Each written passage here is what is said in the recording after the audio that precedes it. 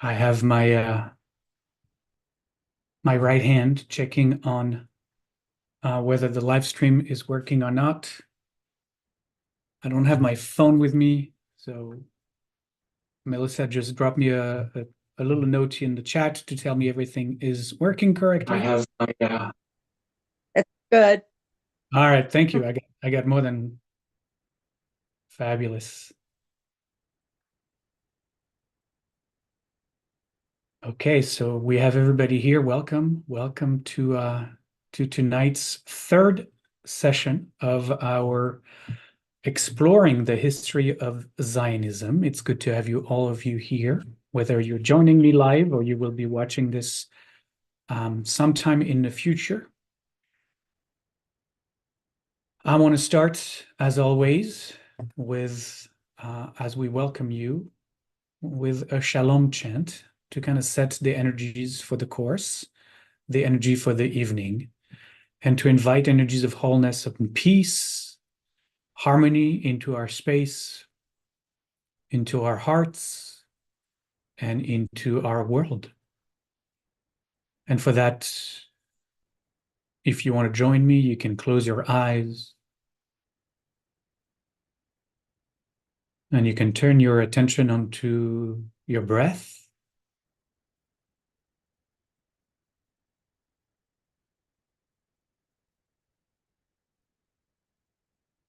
And as you do so, to let your body relax, let yourself be fully present in the space, letting go of the day that was.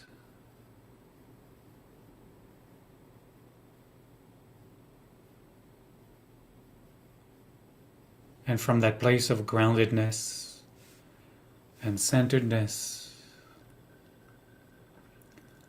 I invite you to draw a breath for shalom.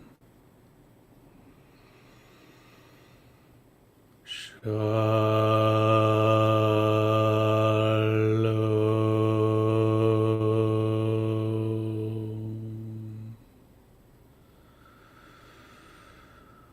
Shalom.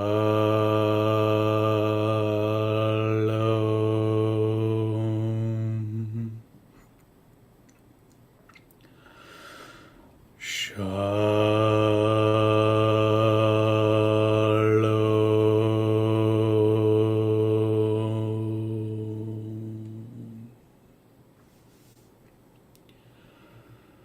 יהיו לרצון אמרפי והגיון ליבי לפניך, Adonai.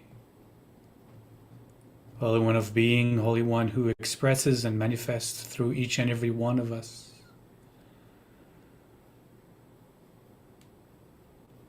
Holy One who expresses through this container of mine. Help me to know your presence in this moment, in this space, at this time. That the words of my mouth, the meditations of my heart, might flow from the fullness of your being, the compassion and the love of your being. Adonai Tzuri Vegoali, the Eternal One, the Holy Presence, is what shapes this container, is what liberates this container. Amen.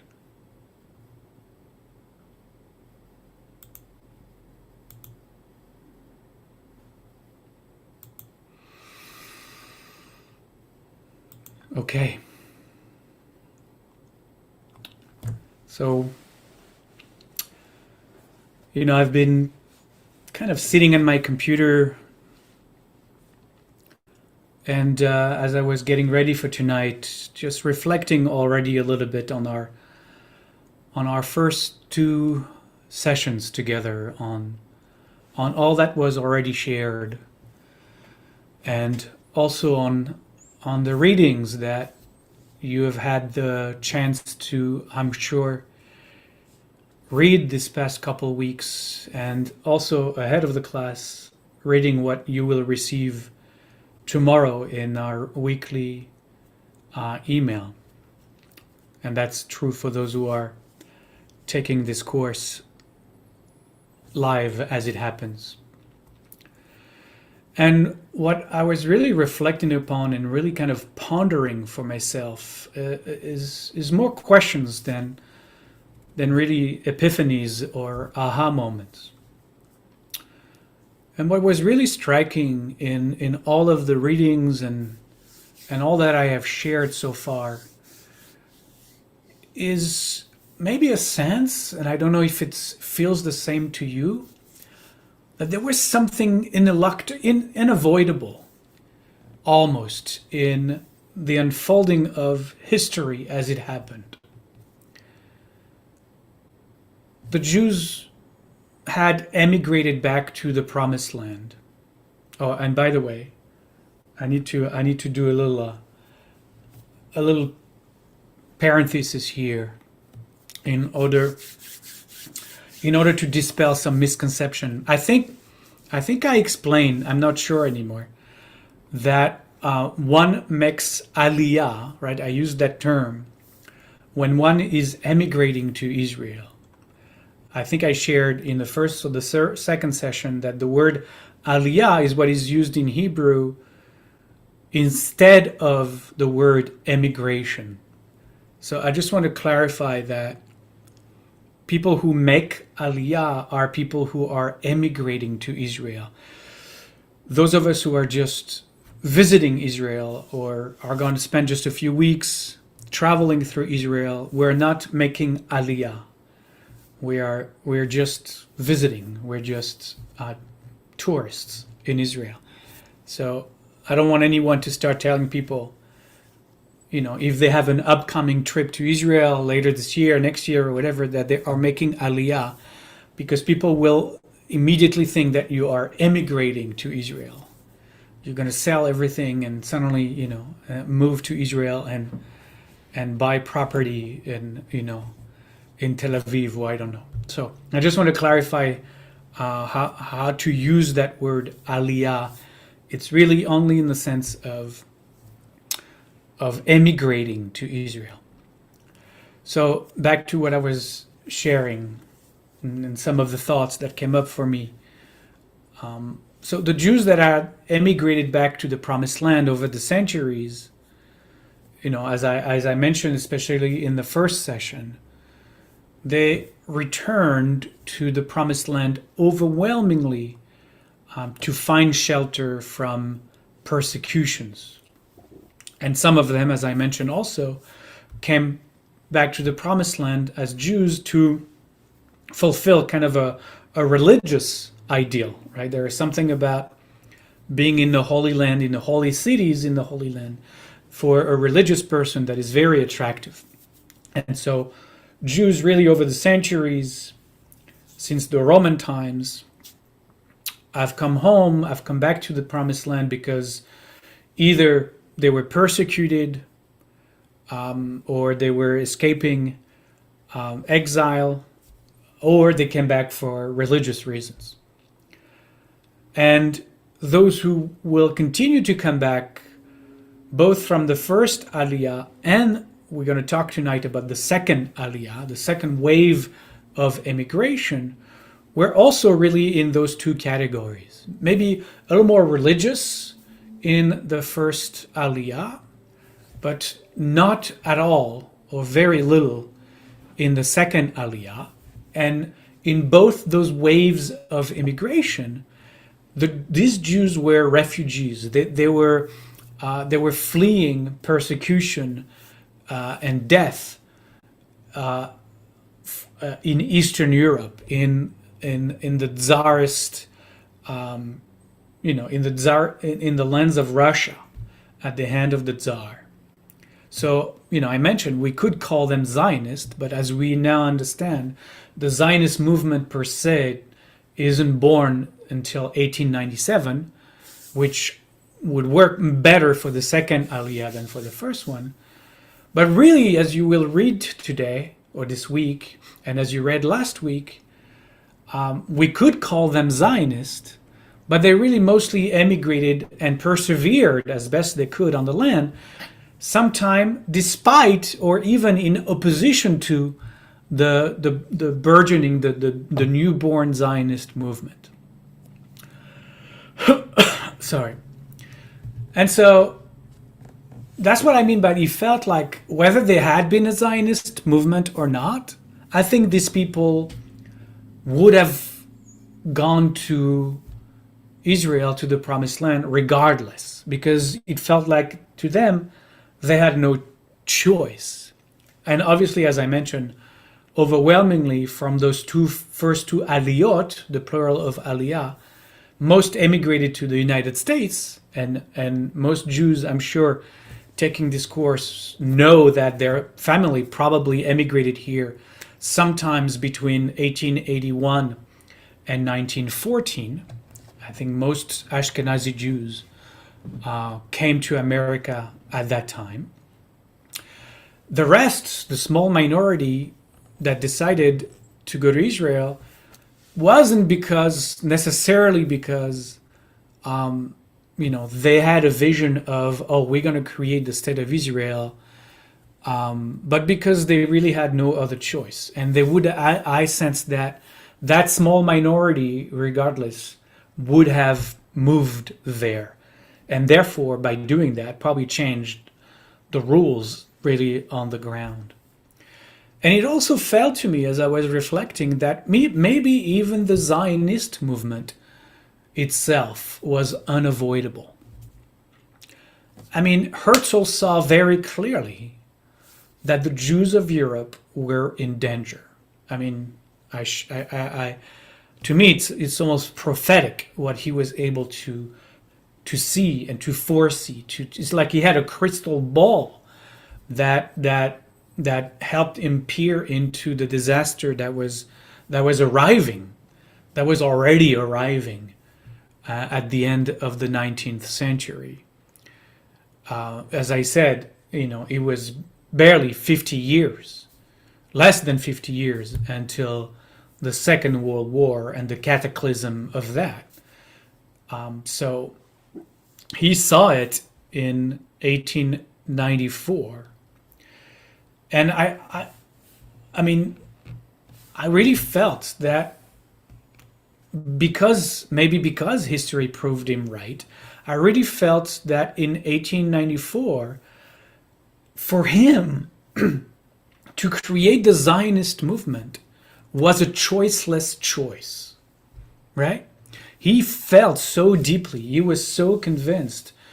I mean, this is the idea that will drive his life for the remainder of his time on earth, that Jews needed to escape Europe before it was too late. And in retrospect, of course, not enough Jews believed him, not enough Jews saw the future that he saw with the same clarity, and not enough Jews didn't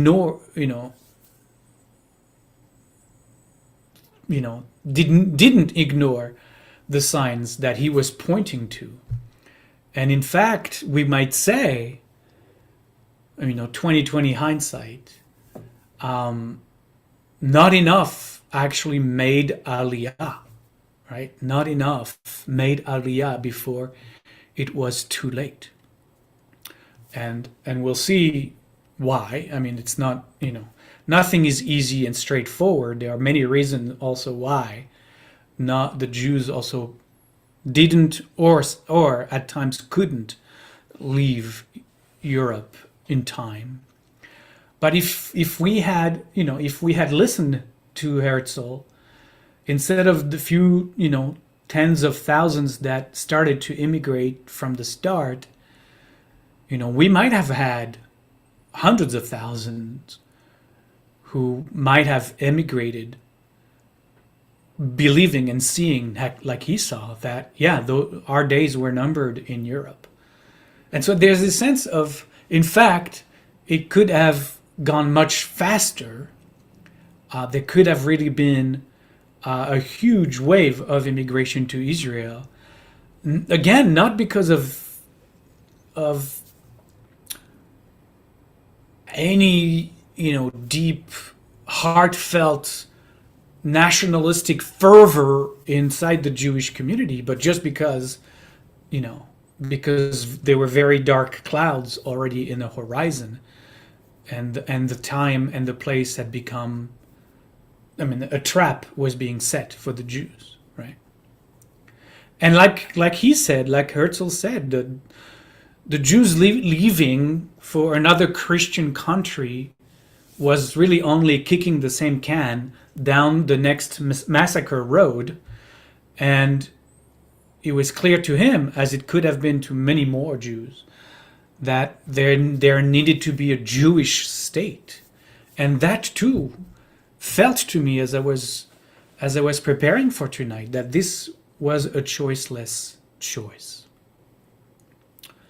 So I was really pondering all these ideas, right? Could history have unfolded any differently than he did?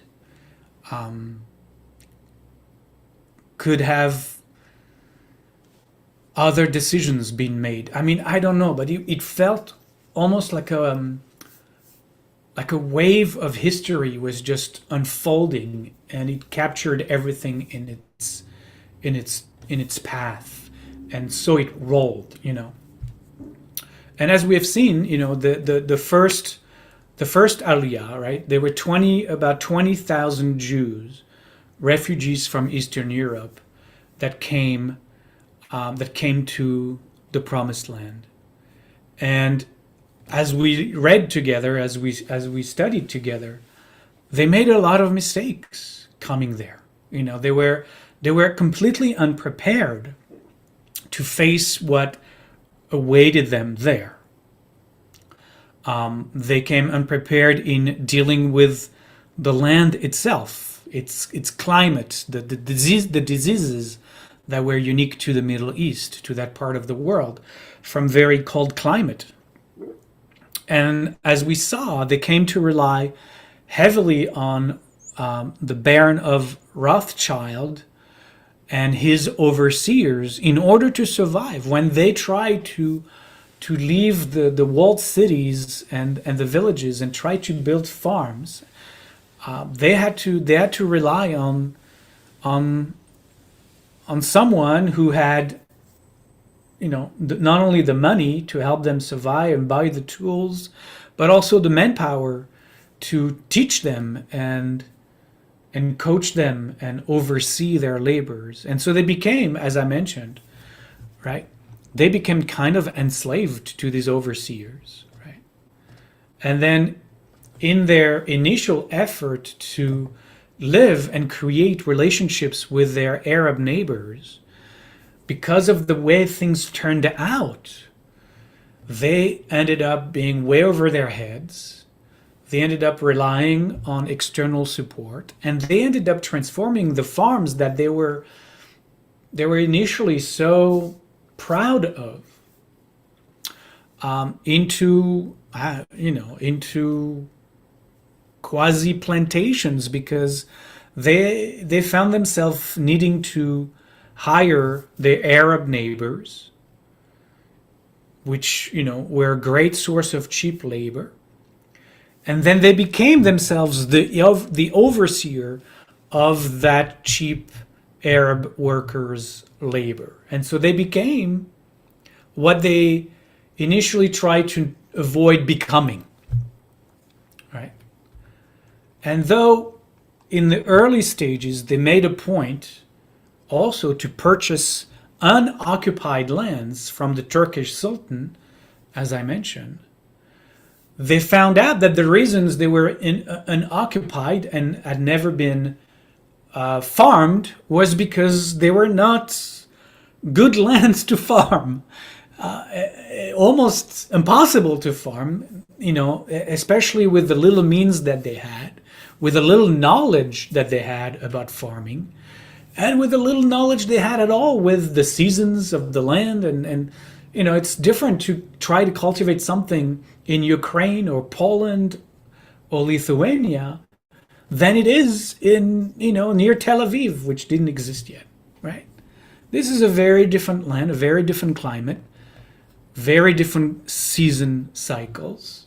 So you know there is a reason perhaps that these lands were never farmed before, never occupied before, but they didn't realize that, right? It came from a maybe it came from a place of, we don't want to step on anyone's toes, but they didn't think about the reasons why these lands were available, right? And so we'll see in our readings this upcoming week that because their efforts were really a disaster, let's call it what it was, they were not successful, they started to change their minds and started to look at lands that belonged to people who lived there, and that were, that were there was a reason that these people bought those lands, because they were more productive, and they start to they're pushed really by history, they're pushed by their mistakes, to start purchasing more fertile and arable tracts of land from the successful local owners who own them. And because they started to do that in order to kind of shift their way of trying to survive, as you can imagine, starting to buy tracts of land from the local owners will also create its own problems, right? They're going to try to solve the problem of having started as plantations, really, with cheap Arab labor, to, as we will see this week, to buying lands from local owners that they could harvest, that they could work without external help. But whether they did it this way or that way, it created its own set of problems. So we'll see that as well. And some of the problems with the local Arab population is that, as you will discover in your readings, and I'm going to briefly mention it now, they bought lands mostly from large landowners, farmers of the time, without realizing that traditionally these vast tracts of land that eventually became owned by one family, let's say one Arab family, that Arab family for generations had allowed the other local families, Arab families, to farm their own little plots there, to graze, for their cattle to graze there.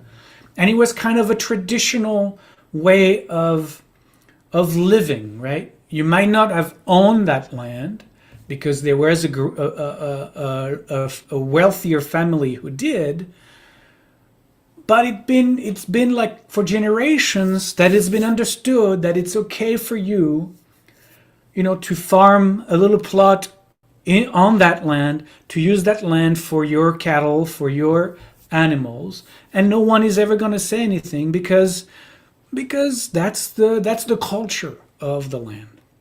But now these small Arab families find that these lands that they had been using, that were never theirs, but that they had been using for generations, now, unbeknownst to them, the wealthier Arab family had sold that little corner of their property to this dozen or so Jews who began to build a fence and think of that part of the land as theirs, as they just had bought it. So it's not unreasonable for them to have thought that, and develop their own farming. Well, it obviously will upset these other smaller families that have used that land for generation. So that's kind of as we will see, that's the kind of problems that inadvertently the Jews, the Russian Jews who arrived are going to be making those inadvertent mistakes and create animosity and resentment that they didn't know they were creating. In addition, as we will also see this week, in reaction to and not wanting to become plantation overseers and exploit the local Arab population, the Jews from the second Aliyah, who are going to buy these plots, these tracts of land from local owners, more fertile lands, decided, as we'll discover, let's say, to keep everything in home. Didn't want to be seen or make the same mistakes as the first Aliyah folks. And so they said, we're not going to do this again. We're not going to become overseers of cheap Arab labor in plantation-like farms. We're going to try to be self-sufficient, right? No matter how hard that might be, we're going to keep everything at home. We're going to only use Jewish labor, and if we need to hire more than just the dozen of us or the dozen families that suddenly became to own that land, we'll hire Jews, right? So that we are not going to make the same mistakes once more. So because they thought they were solving for a problem, they were solving for an earlier mistakes, the fact that they decided to exclusively hire Jews on their farms created different problems for these Arab populations, because there were, like I said, even more resentment, even more jealousy. A lot of jealousy came to be on the part of those who felt that their old traditions had been trampled upon, right? And obviously they blamed the Jews. They weren't going to blame the Arab landowner that had relinquished that part of land that they had used for generations.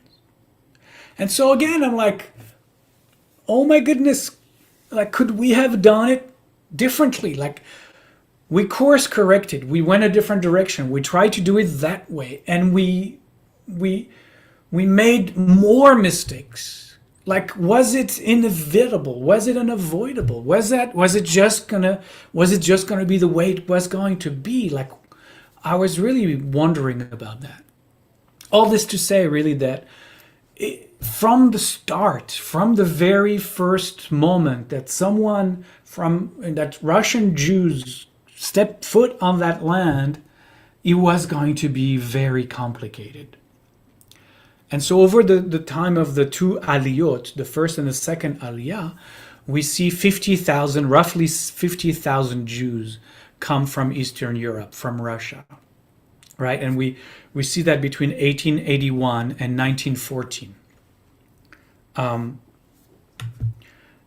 And as I said, they came as refugees who barely survived, barely eked a living on the land. It was really rough.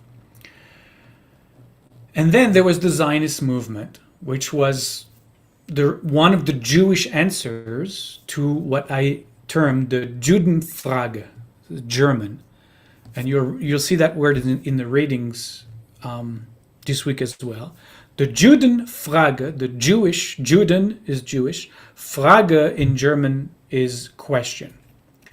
The Judenfrage, the Jewish question, right? So the Zionist movement was one of the Jewish answers to the Judenfrage, to the Jewish question that the Christian and Catholic Europe was wrestling with themselves. Because we didn't want to leave it just to them to decide what the answer might be. We wanted to come up with our own answers. And the Zionist movement was that answer from Jews who understood themselves as having no choice, faced with the upheaval they saw coming. And so those who arrived first bought an unoccupied land and then tried to integrate with the locals, but failed completely in their ideals and vision. Those who arrived second tried to course correct by doing the opposite, and not only bought more fertile land from Arab owners, but also separated themselves from their Arab neighbors. And so solving one problem created more problems. So again, could they have done anything differently? Were the forces of history that had come to a head at that time, at the end of the 19th century, in early 20th century, was the forces of history just too strong that any other decision could have been made? Was escaping Europe truly unavoidable? Right? Even if just a small minority chose to emigrate to the Promised Land. 50,000 Jews in 35 years who managed to emigrate and actually stay there. I mean, you're reading the readings this week that 80% of those who tried to emigrate to the Promised Land, 80% of those who tried turned around and left. Actually, there is a joke of that time when those who had managed to stay in the land saw the newcomers arriving. Right, there was a joke that went like, all those newcomers, the 80% that left, got immediately back on the same boat to Europe that had brought them to Jaffa to begin with, right? It was like they came out of the boat, they saw what this was going to be, they turned around and got back on the boat. And really 80% of those who tried returned to Europe, came to America.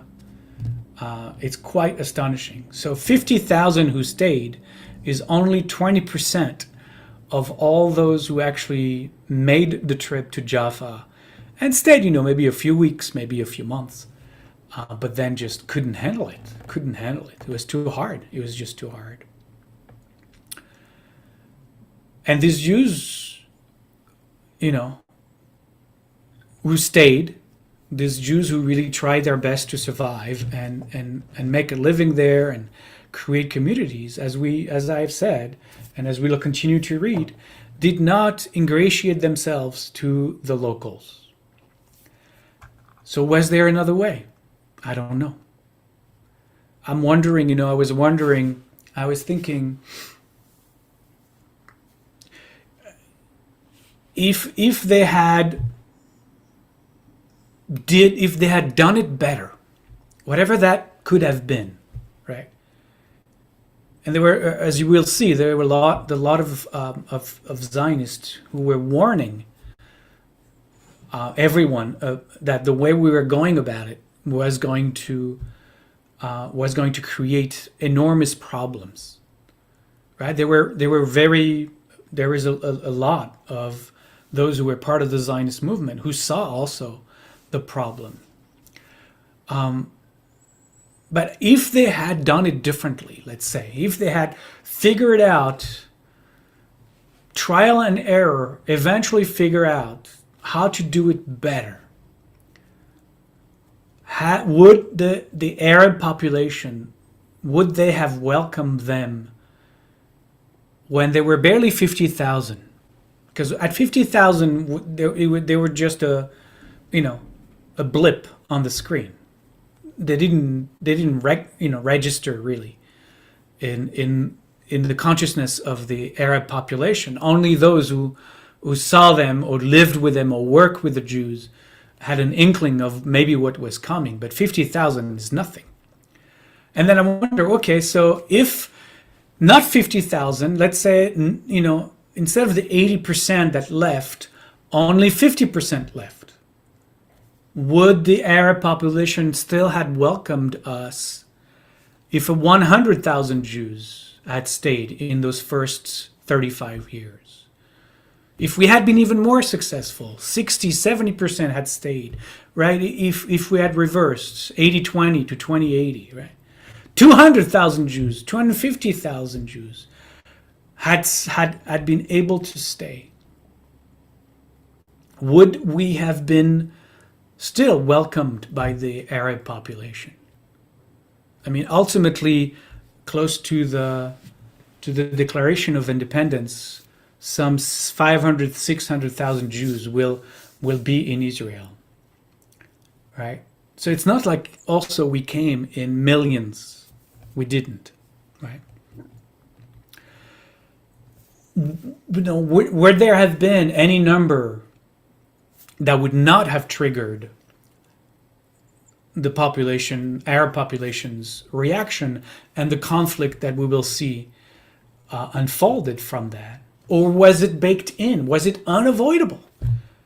Was it unavoidable that the more we came, the more animosity we created? And yet, where would we have gone? It's like this is just running in my head. This is just running in my head. Where would we have gone? Was there a choice for us not to go? Like Herzl said, had we gone to another Christian land, he would just have pushed farther the problem. Maybe if all the Jews of Europe had moved to America, can you imagine? Would that not have triggered American resentment and anti-Semitism? Like, what could we have done? What could we have done?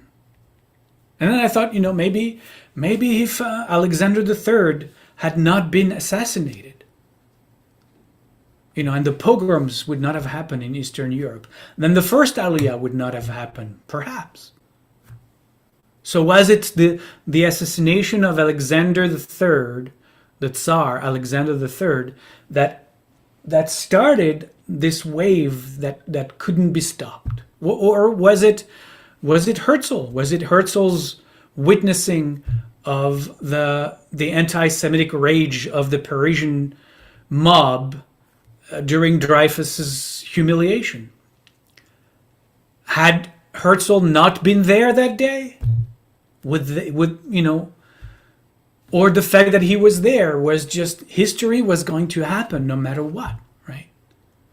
And then this week we're going to talk, and you're going to see the other wave of pogroms of 1903, right?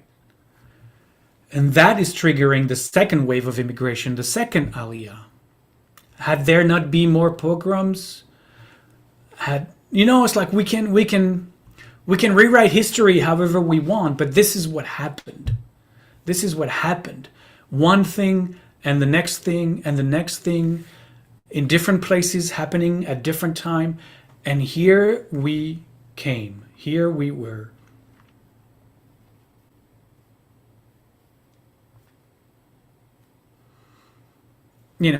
I don't know. Was there a crossroad that we could have turned left into turning right and take a different path?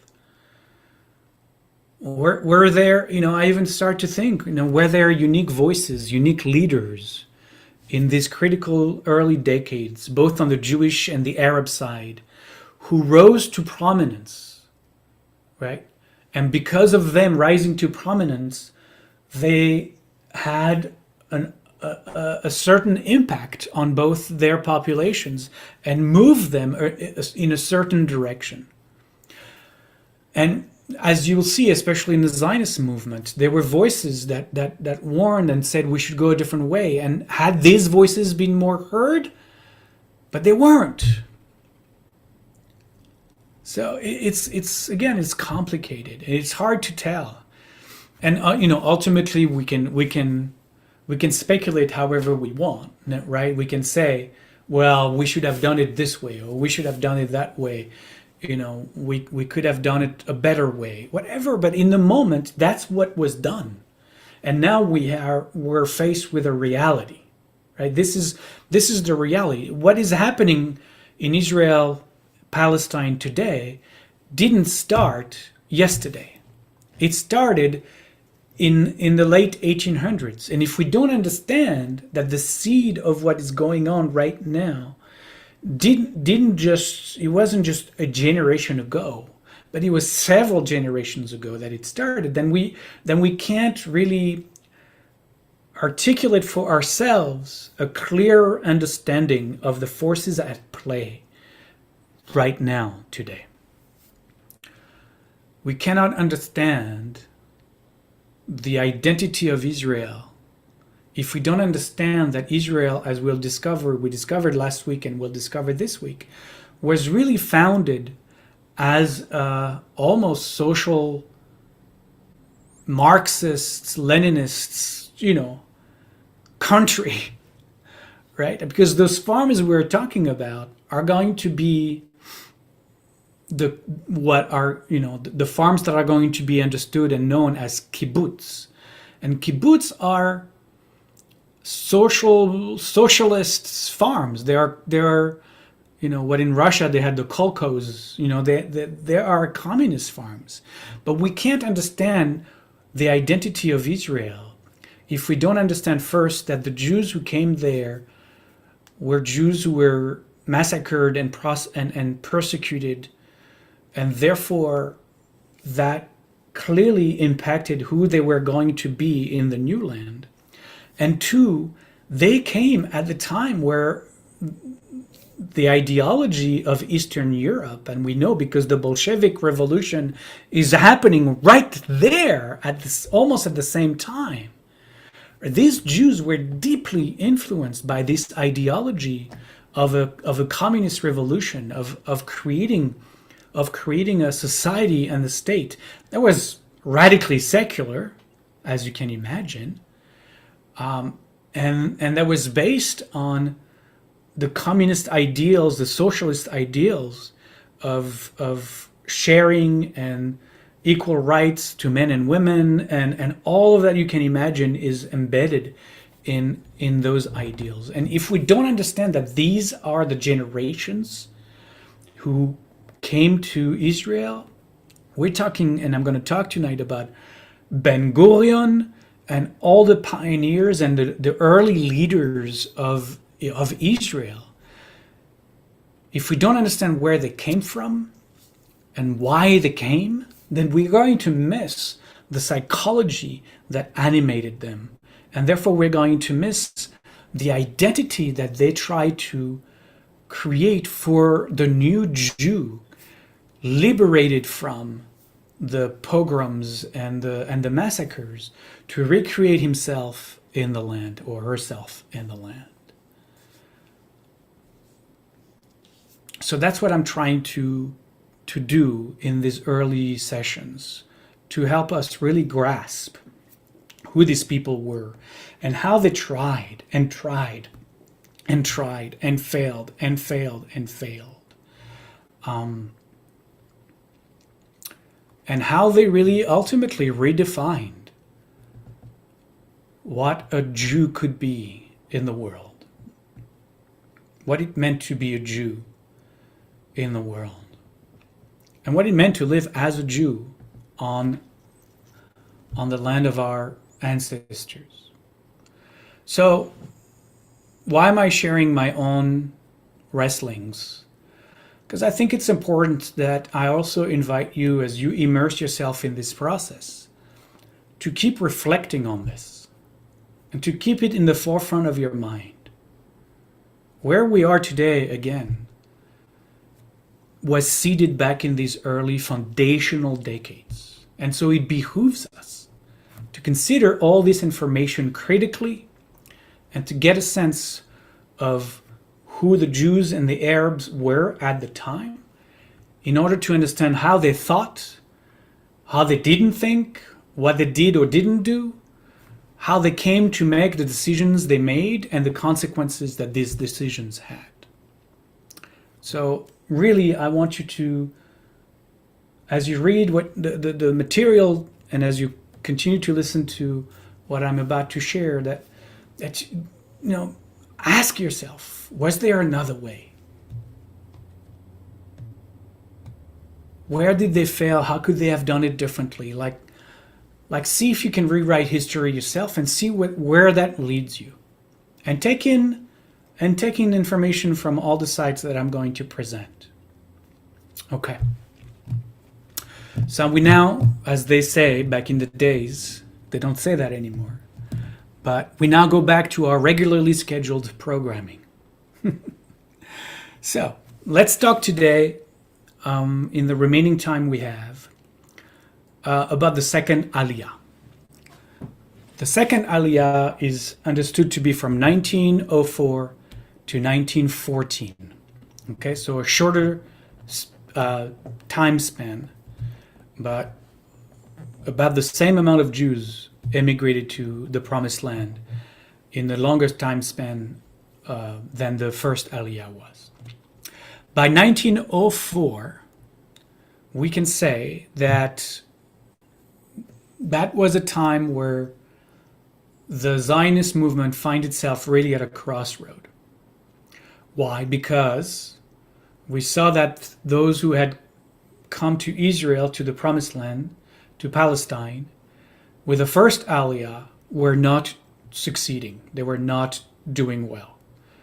All the dreams that they had put in their agricultural vision had really, one might say, turned into nightmares, right?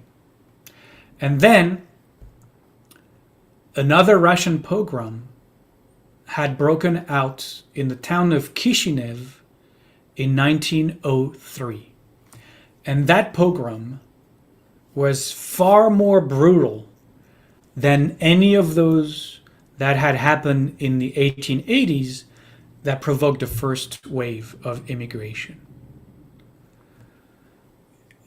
In fact, the Kishinev massacres were cataclysmic, and so much so that mostly like the young Jewish generation of the time really got that they had no future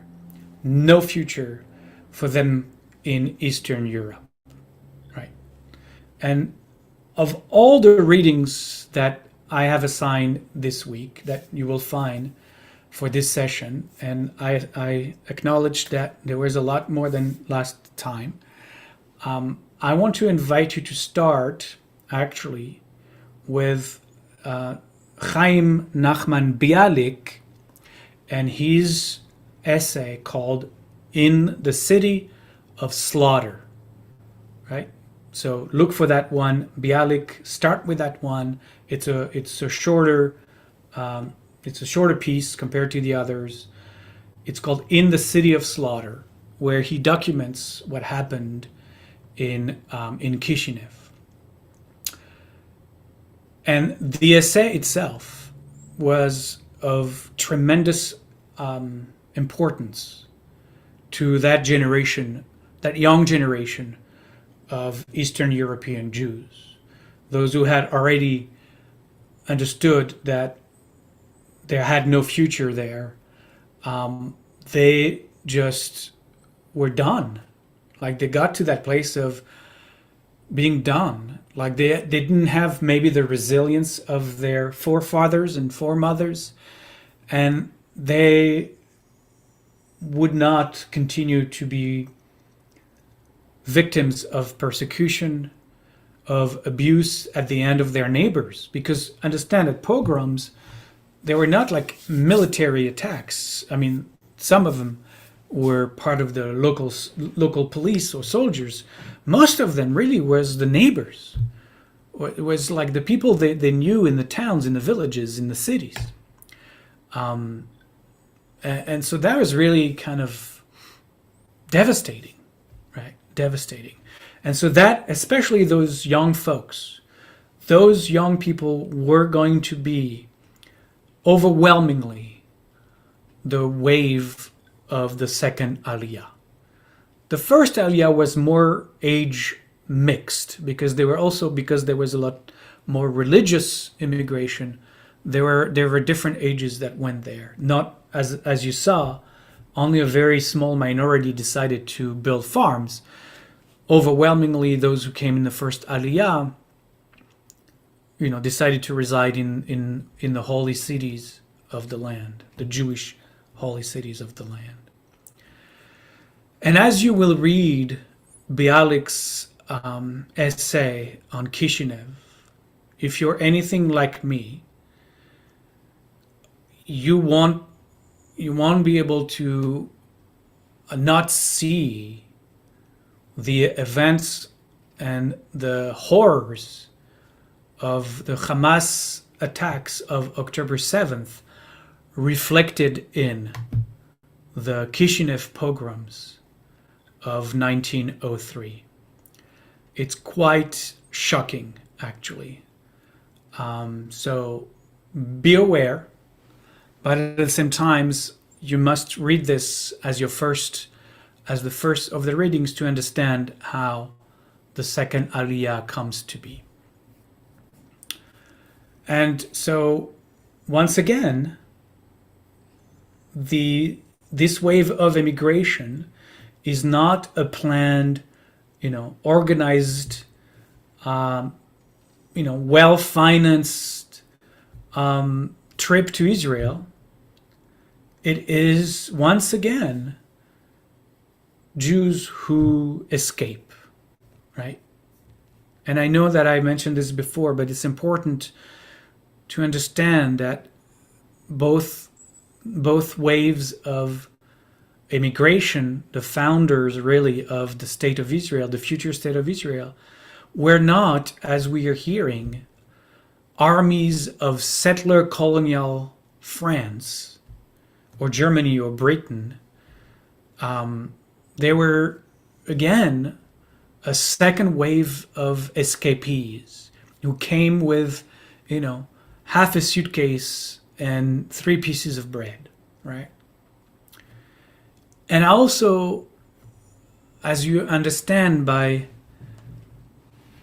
the accusations that are brandished around, those Jews who came to settle in Palestine in the Ottoman Empire were not white Europeans, in the sense that the privilege of whiteness had certainly never, ever been bestowed upon them.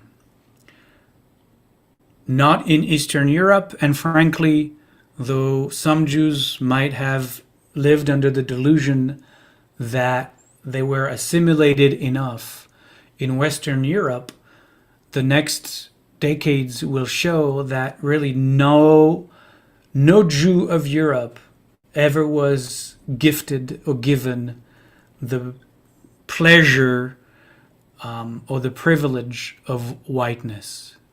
And that is critical to understand, especially, when we hear, for example, that we don't really care about the Holocaust because it was white on white crime. These are deeply anti-Semitic beliefs that have no basis in reality. We were not whites in Europe. We were not whites because if we had been whites, we would not have been shoved in cattle cars to be massacred and gassed in eradication camps. This is not white on white crime. We were defined as Untermensch. We were not even given the definition of being a part of humanity. We were Untermensch. We were underneath. We were below. We were beneath mankind. We did not even register as part of the human family.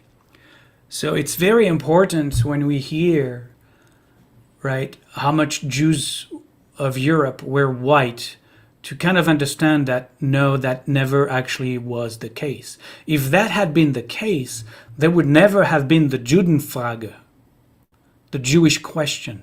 You don't question those who are already integrated in the privilege of whiteness. There is no Judenfrage if the Juden are part of us. The question has been answered, right? And the Judenfrage didn't start with Hitler or the Nazis. As I said, the Judenfrage was already in the 19th century. and carried through the entire 19th century all over Europe, all over Europe. So I know that I'm opening a lot of parentheses here, but because we're sharing this class, this course in the context of what we're seeing happening in our world, I'm also trying to connect some dots so that we can better understand some of the anti-Semitic tropes thrown at us here and now today that have no basis in reality, in historical reality. Right? And also to add to the concept of we don't care about the Holocaust because it was white on white crime. It also that notion erases the racial difference of the Jews versus the versus the non-Jews. We were exterminated because we were an inferior race, right? So it was racist to exterminate us. I just want to make these points in the context of the first and the second Aliyah. You know, as refugees from whiteness. So, in fact, actually, to continue the analogy, that we were definitely not like the settler colonialist powers of France and Great Britain and Germany and others. In fact, none of the so-called great powers of the time actually supported a Jewish homeland in Palestine or anywhere else for that matter. Both, as we saw, the Uganda offer, thank you so much,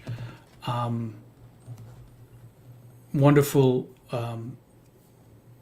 people of Britain, or El Arish in the Sinai, right? Those plans failed to materialize, thank God. And really, the death of Herzl in the early 1900s, who was the consummate, ambassador to the Zionist movement, to all the courts and parliaments of Europe, his death really shattered the Zionist movement ability to even put a face in front of those leaders who might be so inclined, perhaps at some point eventually, to support the Jewish claim. But what this did, actually, the fact that there was no support, no forthcoming support, the fact that Herzl had died, what this did is, in fact, empower those emigrants of the second Aliyah to not wait for those great powers to decide our fate. Since Herzl was not even there anymore to advocate for us, they decided to take matters into their own hands. They wouldn't wait for the Zionist leaders to attempt a diplomatic route, or for the Jewish leadership to smooth talk the powers that be and beg them to benevolently and magnanimously bestow a small piece of land to the Jewish people somewhere on earth. They decided that they would start to build the land themselves, bit by bit and very pragmatically. And so these second wave Zionists, in so doing, transformed the Zionist movement on the ground. Not in Switzerland, in Basel, when they were having the Congress every couple of years, but really what we say in Hebrew, tachlis, like pragmatically on the land. And just as it wasn't easy for the first Aliyah, for the first wave of immigrant, neither was it for the second Aliyah, right? And by the time these young folks from Eastern Europe arrived, part of the second Aliyah, and they met the now, aging generation of those who had come before them, what they found in meeting with them was a bunch of very embittered people, embittered by their experience in the land. And so they really didn't find in them allies.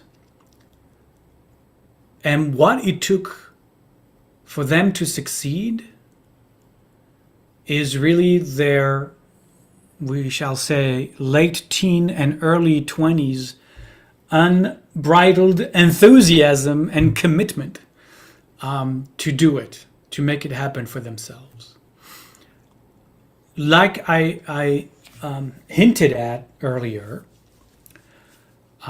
these newcomers coming from, the burgeoning Marxist Leninists, well, Lenin is coming up as well, but socialist Marxist ideology, these newcomers were very much class conscious socialists who were eager to establish a new life based on a strong commitment to Jewish labor, because labor was part of that ideology. Jewish labor who would be working the land, cultivating the land, and speaking Hebrew. Those were key components of their ideology. Labor, working the land, cultivating the land, speaking Hebrew. Why is that a shift? Because the immigrants of the first Aliyah never spoke Hebrew. They either spoke Yiddish or German, but never got to speak Hebrew. So it was a shift in what this new generation wanted to see burgeon on in the land. And with that, they also engaged in self-defense. Right?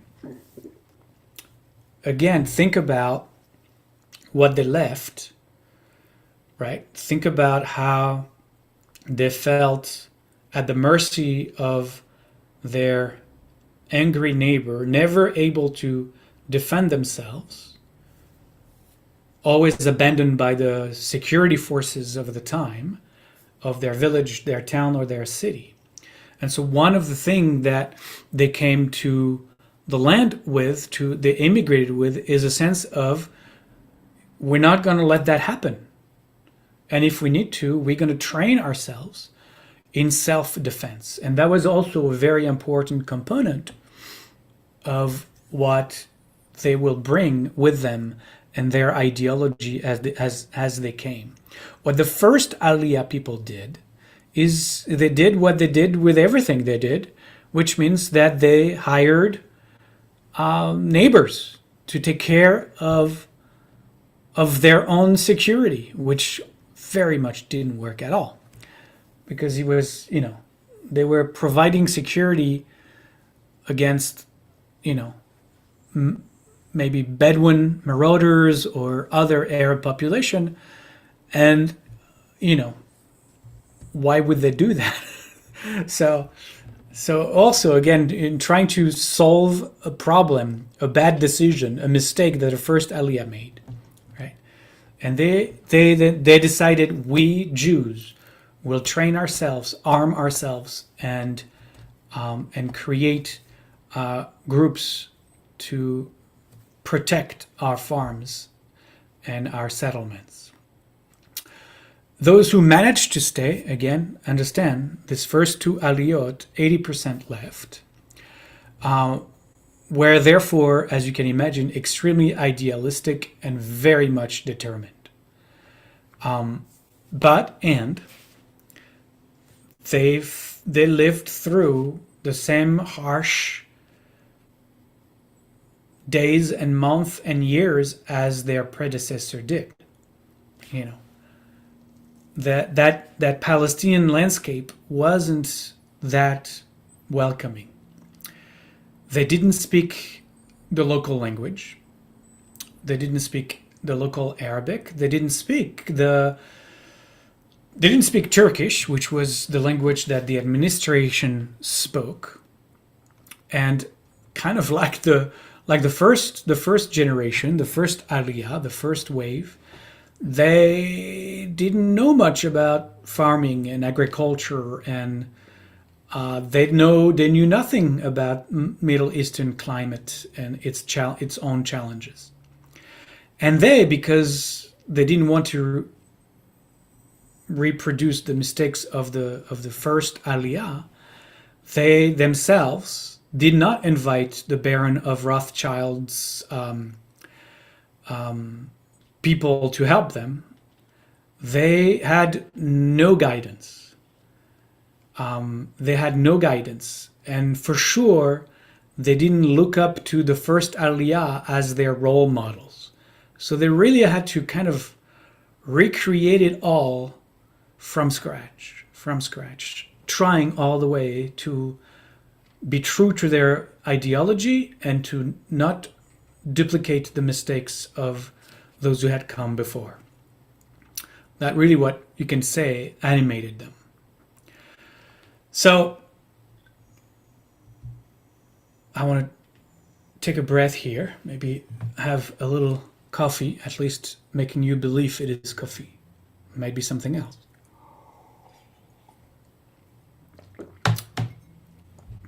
I want to shift now.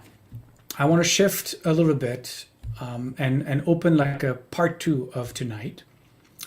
Like I did kind of last week with Herzl, I want to talk a little bit about David Ben-Gurion, because we can't underestimate David Ben-Gurion's impact on the way that the Zionist movement is going to evolve on the ground. Why do I talk about David Ben-Gurion now? Because he came with the second Aliyah. So for those who don't know who David Ben-Gurion was, he was Prime Minister of Israel, actually twice. He was the first Prime Minister of Israel from 1948 to 1953. He is the one who declared in a little room in a building in Tel Aviv in May of 1948 the independence of the State of Israel. And he was Prime Minister through 1953. Then he took a break. And he was again Prime Minister between 1955 and 1963. So a much longer period of time. You will read some of his writing. There is a piece in the assigned readings that is his writing. It's like a little journal of some of his personal experiences, talking about his life. And I included that because I thought it would give us kind of a good sense of who he was as a young man when he first came to the land. So with that, there were a lot of firsts that came with that second Aliyah that Ben-Gurion was either part of or obviously supported or witnessed. In 1906, the first farm self-defense organization, HaShomer, that's the name of it, HaShomer, was created. And Ben-Gurion had a hand in that, right? So 1906, the first self-defense organization was created in the land with a name called HaShomer, which means the guardian. The guardian. In 1909, the first kibbutz, what I was talking about earlier, this collective socialist farm, was founded. It still exists to this day. It's called Degania. It's in the northern part of Israel. Degania is still going strong, and has been going strong for more than, 100 almost 125 years now. 125 years this year.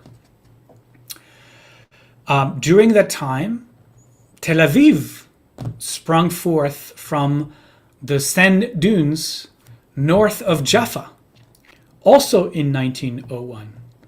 There is actually in the building where David Ben-Gurion declared the independence of the state of Israel is also the museum of the creation of Tel Aviv. It's an amazing museum. You see the first 10, 20, maybe 30 families gathered on one of the sand dunes and literally drawing in the sand where the main street was going to be once the sand dunes were going to be leveled, and drawing in the sand whose square was going to belong to whom to build their home, right?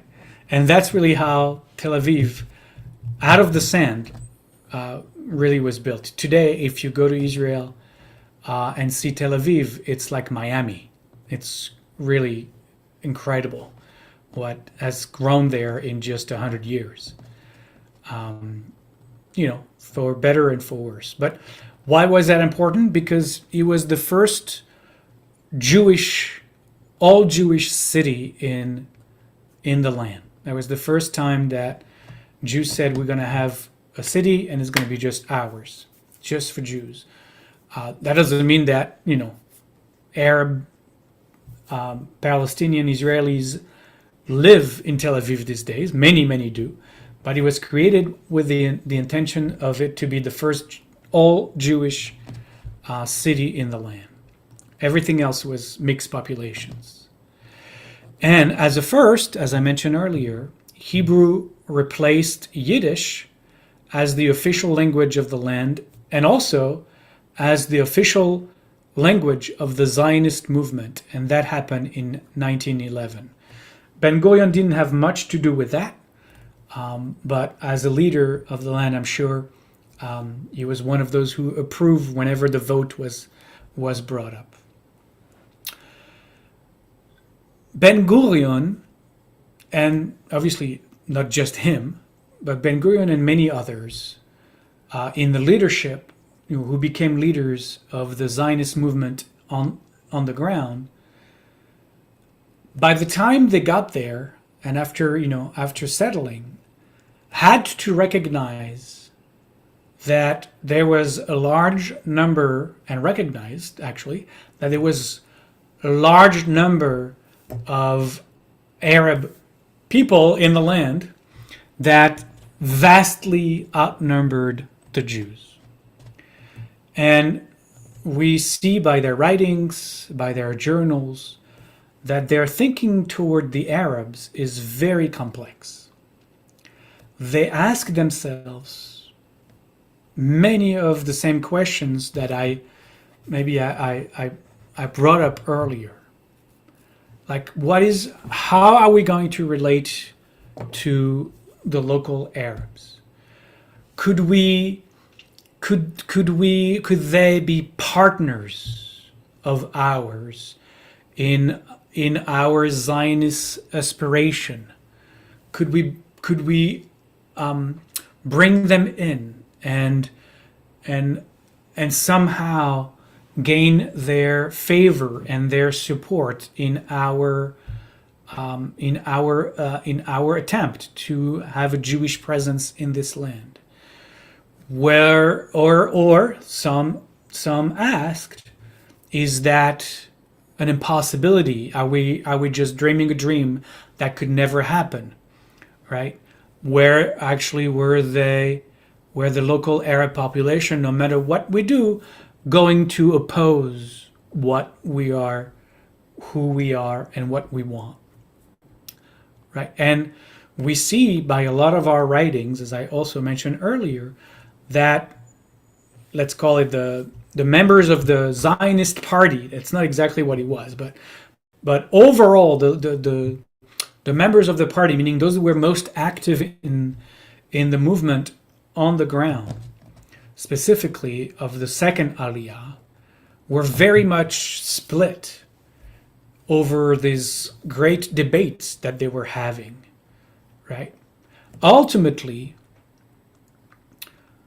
they came to believe, actually mostly in part because of what they saw as the failures of the first Aliyah and how the first Aliyah had turned out, they eventually came to believe, a small majority, but the leading majority, came to believe that the local Arab population would never, ever accept the mass immigration of Jews in the land, let alone the establishment of an independent Jewish state next to them.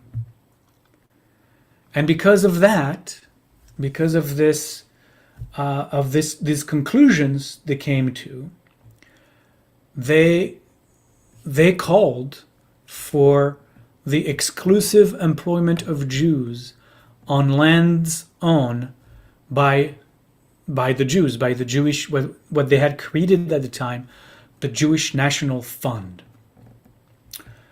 Maybe a small parenthesis about the Jewish National Fund. If you've ever been, let me see if I have some here. Let me check. If you've ever been to a synagogue in your youth, I can't believe I don't have any here. I always used to have at least one or two around. You've probably seen those little blue boxes. It's like tzedakah boxes, where it says Jewish National Fund on it. So that was an organization that was funded as part of the Zionist movement to try to fundraise for the immigrants, to help them survive in the land, and to fundraise from all over the world, all the Jewish, throughout all the world, the Jewish communities in the world. And they were able to collect enough funds because, again, understand that these people who came from Eastern Europe, they didn't come with their fortune. They came with nothing. And so they didn't have the means to buy the land that they started to buy. So the Jewish National Fund was the fund that supported that. And so in 1907, as I explained earlier, in reaction to the failures of the first Aliyah, it was decided that the new farms, whatever we were going to create moving forward, would have exclusive Jewish employment on their land. In the same way, these second Aliyah pioneers argued that true, the Arab labor was very cheap, and it would have been just as easy as it was for the first Aliyah. What they discovered and wanted to fight against is that it led to Jewish domination and exploitation of local population. And they didn't want to do that anymore.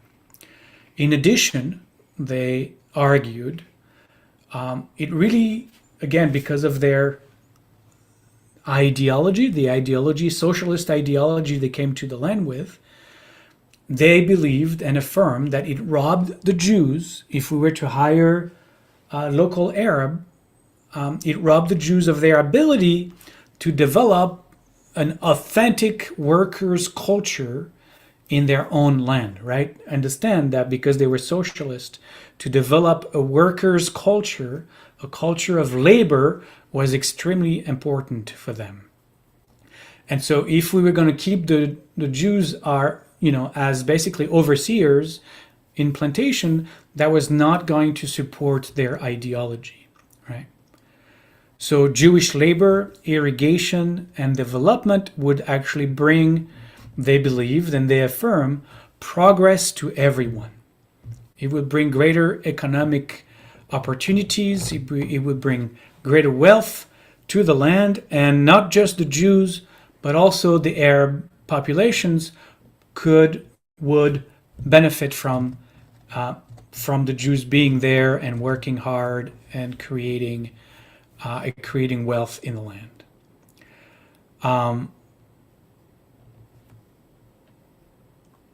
So again, It wasn't decreed that the Jews couldn't go and shop in the nearby Arab villages. It didn't mean right. They were it's just that they didn't want Arab population to work to work under the auspices of Jewish overseers anymore. So they believed that by participating in the local economy, it would benefit everyone. And that was very much aligned. I'm mentioning all this because that was very much aligned with what we know Ben Gurion supported and believed and pushed forward. And he was a big influence. That's why it's important for us to understand that. And in his mind, in Ben Gurion's mind, he saw that ultimately Jews and Arabs would have to develop on separate trajectories. And for him, that was a necessity in order for the Jewish national movement to grow and become what he saw as an authentic, viable, non-exploitative culture. Those were things that he strongly believed in. And for him, the only way to not have Jews be exploiter of the local population, but also to create an authentic and viable culture and nation, they had to go their separate ways. And so, for example, he remained opposed to Arab membership in what's called the Histadrut, which is the Jewish National Labor Federation that still exists in Israel. Right? Every time there is a strike in Israel, every time people walk out, like it's the major Israeli union, and it's a national union that has great power still in Israel. At the time, because again, the building block of the country were based on socialism and communism, to be a member of the Histadrut gave you access and power. And the Jewish National Labor Federation, the Histadrut, was founded in 1920. Ben Gurion became the chairman of the Histadrut in 1921, and he stayed there until 1926. Then he became the chairman of the Jewish Agency that was in charge of facilitating immigration to Palestine, in 1935, and he kept that job literally until 1948 when he became prime minister. He became prime minister and the minister of defense as well of the new state of Israel. And in his various positions of authority, Ben Gurion never ever deviated from his belief that while Jewish settlements could bring progress and prosperity to all, including Arab population, it would be that we live and we separate the Jewish settlement from Arab settlement, Jewish labor from Arab labor, so that we could create a Jewish national movement. And so make sure to read that little essay. It's included in a paper called the Second Aliyah Anthology. There's two pieces there. Ben Gurion is the second one. What's interesting there is while the Declaration of Independence in 1948 promised equality both to Jews and Arabs, the Arab invasion, which, by the way, that's why I say it's interesting, right? Despite Ben Gurion ideology from the beginning, and despite him being the first prime minister of Israel, in the Declaration of Independence of Israel that he participated and crafted with other people, embedded in the Constitution, in the Declaration of Independence, was a promise of equality to Jews and Arabs alike. But 6 Arab states invaded immediately and the new state, and that changed the equation immediately. And so Israel's peaceful openings, I would say, that were part of the Israeli ethos in 1948, all of their offers were rejected. And after the dust of the war, what we call the War of Independence, after the dust of war cleared, that's the first war that all the Arab states who attacked Israel lost. So they call it the Nakba, the catastrophe. I'm sure they would not have called that if they had won, and there probably would have been no Jew left alive there if they had. But after the dust of the war, it took a year. It was a year-long war. Cleared, there was, as far as Israelis were concerned, less reason to extend, olive branches to the Arab population, those who were still nearby, or some who were even inside the new Israeli borders.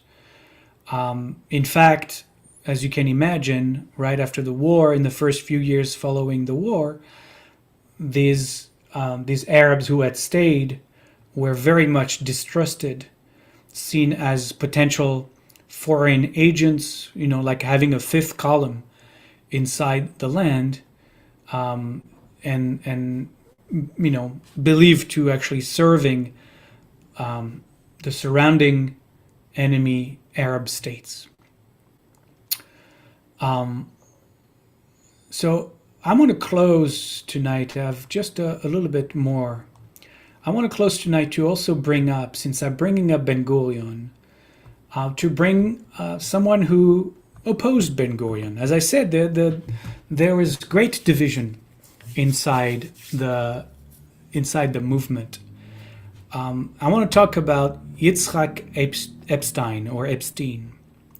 In 1907, Yitzhak Epstein, who opposed Ben Gurion, published an article, actually, which radically opposed Ben Gurion's vision regarding the future of Jewish-Arab relations in Palestine. And I have included that essay in the readings for this session. It's an essay, a paper that he wrote called "A Question That Outweighs All Others." And in that essay, Epstein argued that if we were to continue on this trajectory and follow Ben Gurion and others' ideology or conclusions,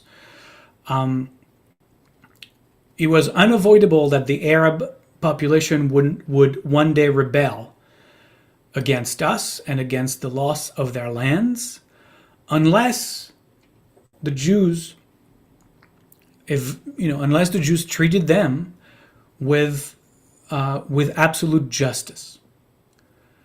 And for him, that meant that Jews should open their schools, to have multicultural, multi-religious schools, as well as hospitals, as well as libraries, to everyone on the land, Christian, Muslims, Jews, and all other faith and denomination, without any restriction.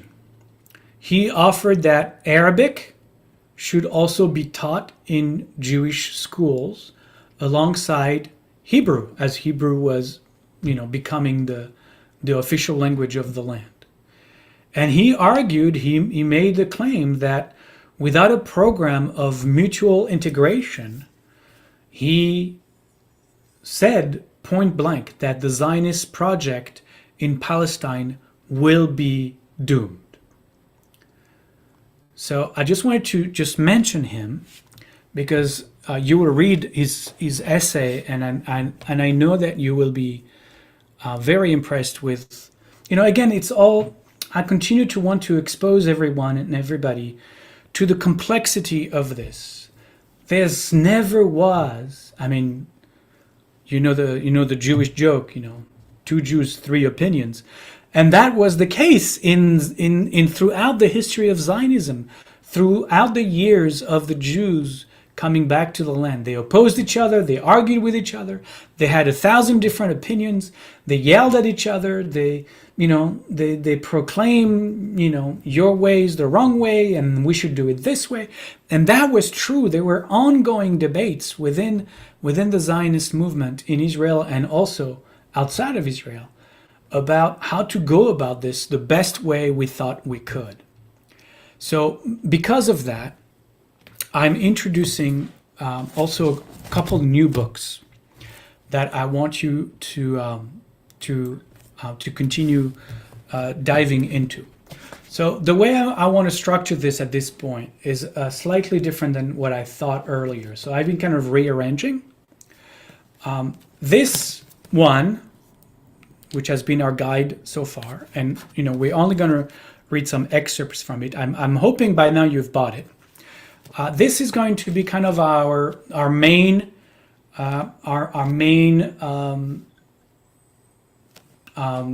main support, if you want, right? Our main material. We're going to draw a lot from it.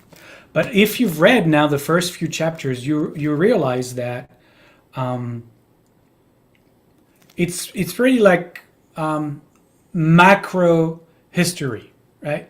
He's looking at history from 10,000 feet, if you want, which is great because he covers a lot of territory in doing this, right? He really sees the bigger picture and he tries to put the puzzle together. So we're going to keep looking at this and keep reading this for sure. So please buy it. But I want to add a couple of other books because what we see in this book is that there is, though he mentions it from time to time, right? He's trying to be as balanced as possible. He's not going out of his way to bring opposing perspectives. So I'm introducing two other books this session that are going to bring, first of all, the narrative much more to the micro. And I love these books because they dive into what was happening literally between people on the land at that time. And these two other books that I'm going to share also are unapologetic to point out the not so bright spots of the Zionist enterprise as it unfolded in the land. So the first one that I have attached this week, the second chapter that you will read until you have the chance to buy the book. The first one is called Land and Power, right? The Zionist resort to force between 1881 and 1948 by Anita Shapira. Really good book. Again, bringing a very different angle, specifically discussing the use of force and I just briefly mentioned it today, how that changed. The use of force became more forthcoming with the second Aliyah. He was not existent in the first Aliyah for the reasons that I try to explain.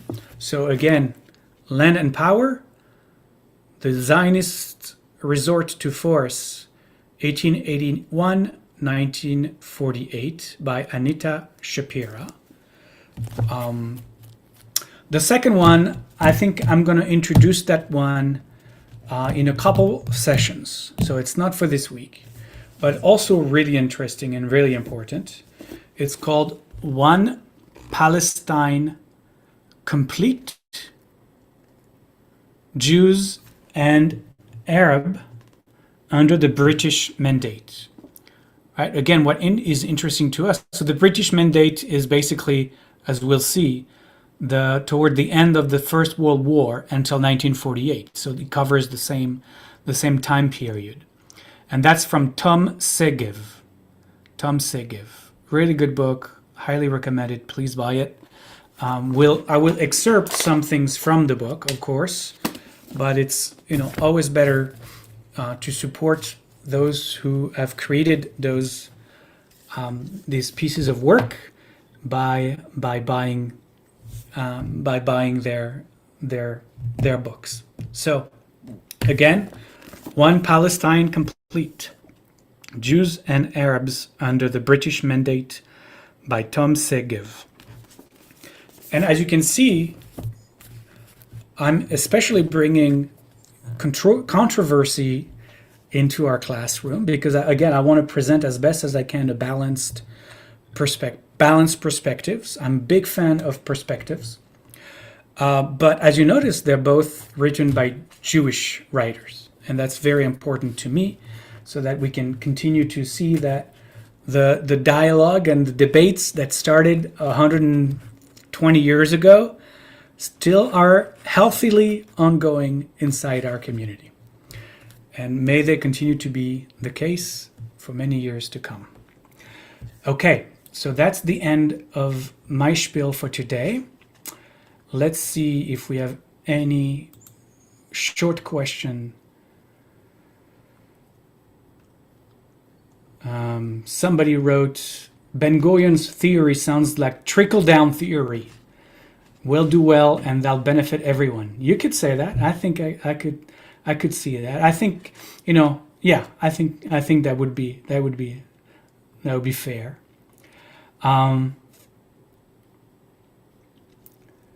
Somebody, please be more specific as to how Palestinians were to benefit from Jews buying Palestinian land and expelling Palestinians, and on hiring Jews on Jewish-owned land. Also, how did Jewish socialists justify establishing Jewish-only labor unions? These are fascinating questions. I think most of that will be answered in the reading. You'll see all the ways that they try to think through these very difficult questions and what they resolved to do. And why, and why at the same time. It's very complicated. It's very complicated. Where do the Jews from the Arab lands, like my family, such as Yemen, Iraq, and other places, factor in the question of whether and how to interact with the Arab population? So the Jews from Arab lands were ethnically cleansed from those Muslim lands after the creation of Israel. So that happened in the 50s and early 60s. So there's very little that they had to deal with in the story that we are talking about right now. How did they eventually, in the 50s, 60s, and moving forward, how did they change the equation? Well, if you think that because they came from Arab lands, they were more amenable to, and they spoke Arabic, obviously, my family spoke Arabic, they would be more amenable to have points of connection and contacts with the local Arab population. That is actually the opposite that happened. And to understand this is somewhat easy. They were literally forced out of homes they had inhabited in Iraq, 2,500 years. In Yemen, probably even longer than that, because Yemenite Jews came there in biblical times. So did Iraqi Jews. And so, as my family, who was expelled from our land and our properties, after probably also 2,000 years of living there, we did not, at least I know from my grandparents, did not hold Arabs in their hearts. In fact, they really hated them. So, what you gonna do? Usually, people who have been hurt and wounded by others carry that in response great hatred for them, and so it was. Okay, let's see.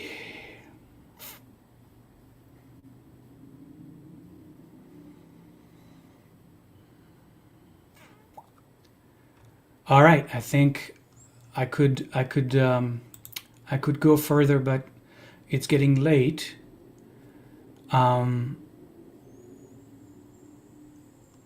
And we can continue this conversation next week for sure. We're not going to run out of questions to ask and conversations to have. All of this is extremely complicated, and I want to believe that everybody did the best they could based on who they were and their own life experience to bring about what they wanted, what they desired. And I think unfortunately, it couldn't be reconciled. That's the sad place where I find myself. I hope to be disabused of my notions. We can debate ad infinitum whether the Jews had done this or did that, or listen to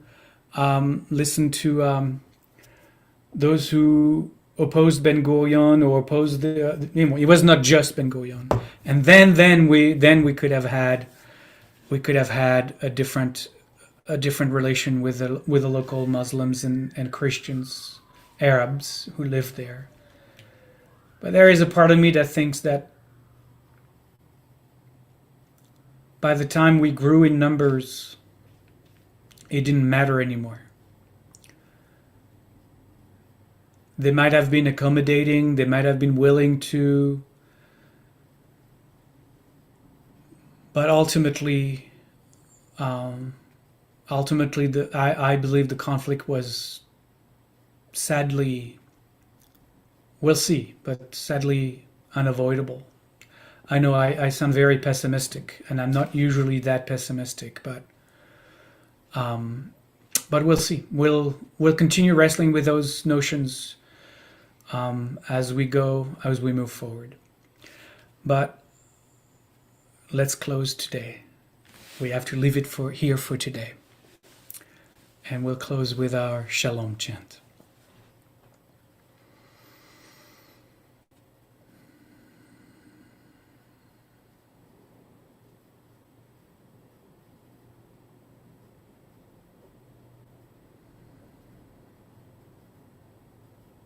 Take a breath if you so choose, and join me for Shalom.